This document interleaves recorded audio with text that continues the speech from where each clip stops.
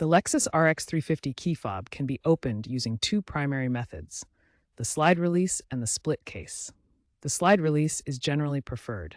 Locate the small notch or groove on the side of the fob. Insert a flat tool, a key, a small screwdriver, or even a guitar pick into this notch. Gently slide or pry to disengage the release mechanism. Avoid excessive force to prevent cracking the case. If the slide release fails, the split case method is required. Carefully pry the two halves of the fob apart using a plastic pry tool. Target the seam at the back or sides. Once open, replace the CR2032 battery, ensuring the positive side faces up.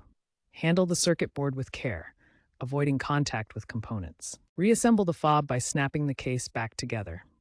Test all functions to ensure proper operation. Remember to use non-conductive tools to prevent static damage. The whole process should take between 5 to 10 minutes.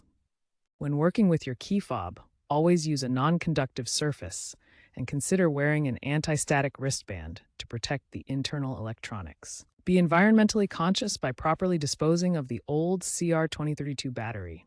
Recycle where possible.